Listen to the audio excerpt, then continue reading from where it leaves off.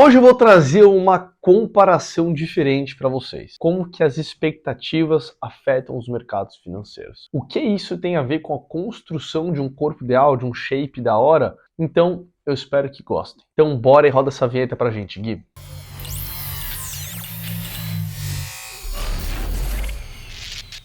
E antes de continuar, eu comprei um quadro novo, vi num perfil de um cara que eu não sei quem que é, mas acho que era o Perini.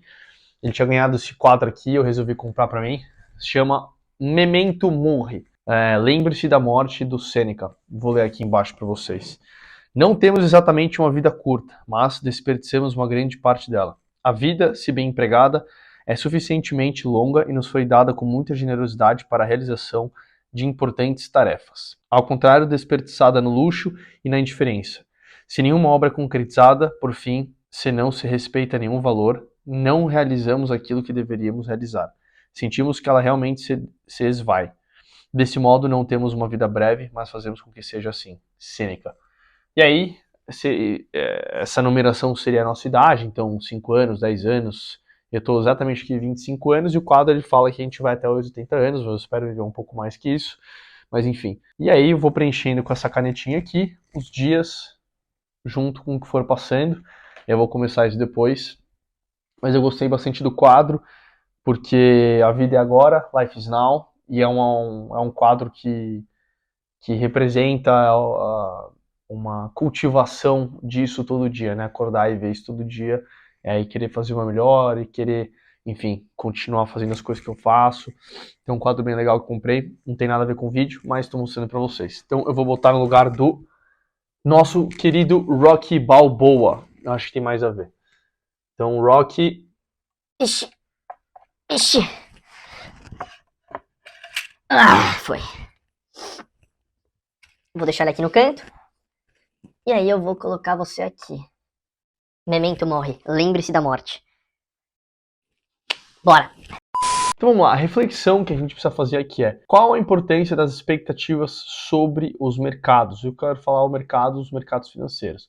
O que envolve projeções de resultados futuros que são trazidos a presentes e precificados no presente, né? Mas como assim, Matias? Vamos lá. Imagine que você esteja sentado com um nutricionista e ele esteja te passando algumas projeções de dietas, enfim, de como você se alimentar e como elas podem afetar o seu corpo, o seu shape. Sendo que se você fizer boas escolhas e decidir traçar um caminho certo, o caminho certo seria o que o nutricionista está falando, se alimentando bem, nos horários certos, dormindo direito, sem ingerir bebida alcoólica, sem comer muito industrializado e por aí vai, em 6 meses a 1 ano, que seria um tempo ideal, o seu corpo estará em um estado completamente diferente, estará num patamar muito superior, se você fizer tudo isso, não acha? Mas se você decidir traçar um caminho um pouquinho mais fácil, comendo o que quer, e levando de canto um pouco a dieta, enfim, ao final dos 6 meses a 1 ano, seu corpo não vai estar de acordo com a sua imaginação, com o que você fez junto com o seu nutricionista. E da mesma maneira que você, junto com o seu nutricionista, fazem projeções do seu corpo, como você quer estar lá na frente, o Banco Central, junto com o mercado financeiro, também faz. Nesse caso específico, o que impacta a economia são as perspectivas que dependem da capacidade das empresas gerarem resultados. Mas também no cenário macroeconômico, em especial algumas variáveis que podem afetar as perspectivas de crescimento da economia no curto prazo, e não só no curto prazo, também no médio e no longo. Para ter um incentivo visual, vamos usar esse gráfico que eu peguei como exemplo, tá? Na primeira seta do teto de gasto, a gente consegue ver um panorama que impactou relativamente igual ao panorama das contas públicas brasileiras e como impactaram o Bovespa nesse cenário do arcabouço fiscal em 2023. O que levou à forte valorização das nossas bolsas de valores? Basicamente, a redução das incertezas políticas e a aprovação das reformas. Se a gente analisar ali em 2016, no teto de gastos, o índice ali do Bovespa, que são as maiores ações negociadas na bolsa, o índice saiu dos 60 mil pontos no final de 2016 e chegou a bater o recorde de 120 mil pontos antes da pandemia.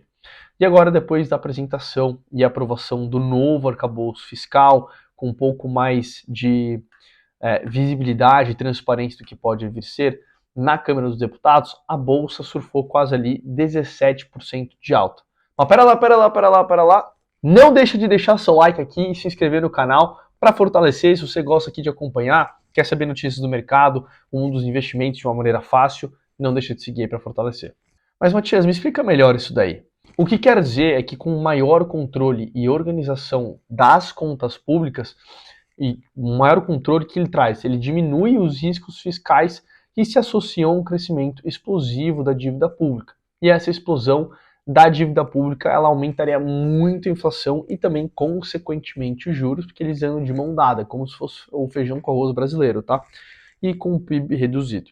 Assim, a expectativa de um ambiente que seria macroeconômico menos turbulento e mais propício ao crescimento das empresas foi antecipado e precificado pelos agentes do mercado.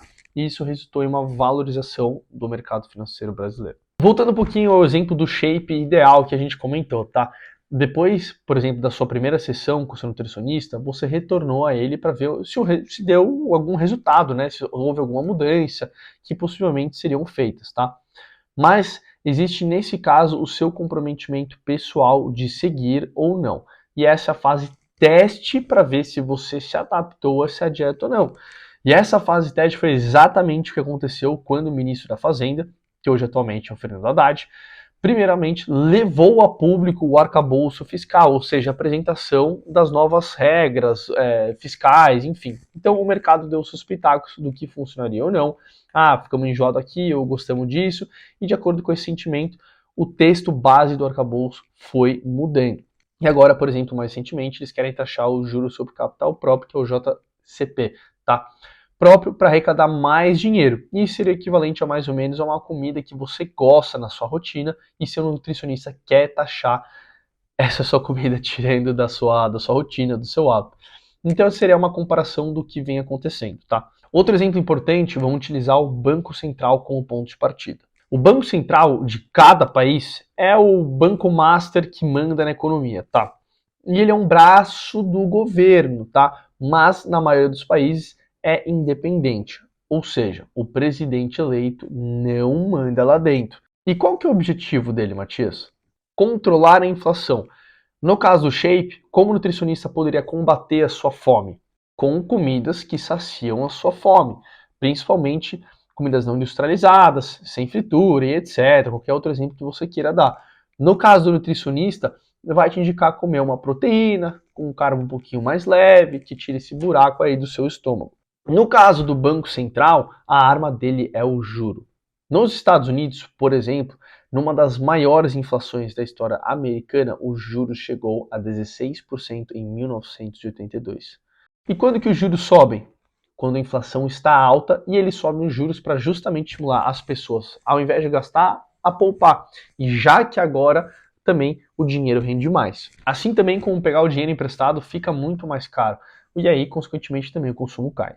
Seguindo o exemplo, quando o Banco Central anuncia ou dá indícios de uma redução da taxa de juros, os investidores antecipam como isso afetará o mercado e os setores da economia, apesar da política monetária ter uma defasagem de alguns meses sobre a economia. Então esse movimento leva uma expectativa do aumento dos lucros das empresas e também, obviamente, a um crescimento econômico maior. E isso impulsiona diversos ativos, né? É a mesma coisa quando o nutricionista fala que você pode comer, por exemplo, um hambúrguer por dia, que você ainda vai conseguir emagrecer. Sendo que o segredo está na quantidade que você consome, batendo seus macros na dieta. No começo de 2023, teve uma melhora nos dados da inflação, e isso resultou em um cenário mais propício para o Banco Central conseguir discutir e também argumentar o início do seu ciclo de corte de juros. E isso faz com que as expectativas de quedas dos juros, que é a Selic, no segundo semestre, caia. Vamos pegar esse gráfico, por exemplo, do IFIX. Como o mercado antecipou o movimento, e o IFIX teve uma forte valorização somente com essa expectativa da queda de juros. E por isso eu digo, o mercado é confiança e previsibilidade, por exemplo. Então ontem o mercado cortou de 3,75 para 3,25. O mercado ele já se antecipou. Você viu que hoje o mercado não subiu muito porque as expectativas eram passadas já de um corte. Então o mercado já precificou mesmo antes do Banco Central cortar os juros. Então hoje quem estava esperando uma forte valorização no ativo não teve. Teve nas últimas semanas que o índice subiu mais de 20%, entendeu? IFIX versus taxa de juros. Se você quer entender melhor um pouquinho como funciona a relação do aumento, da diminuição dos juros em relação aos principais índices, como, por exemplo, o Bovespa, que eu falei aqui, o IFIX, e muito além disso, eu criei um plano prático chamado Viver de Investimentos. No Viver de Investimentos, eu ensino o que você precisa saber para entender, somente o que você precisa saber para entender dos seus investimentos de uma maneira fácil e didática. O link está aqui na bio, galera. Então, se você aprender alguma coisa nesse vídeo, não esquece de deixar seu like, não esquece de se inscrever e segue lá a gente também no Instagram para vocês ficarem por dentro de todas as novidades, todos os conteúdos que a gente entrega todos os dias para vocês. Um abraço e até o próximo vídeo.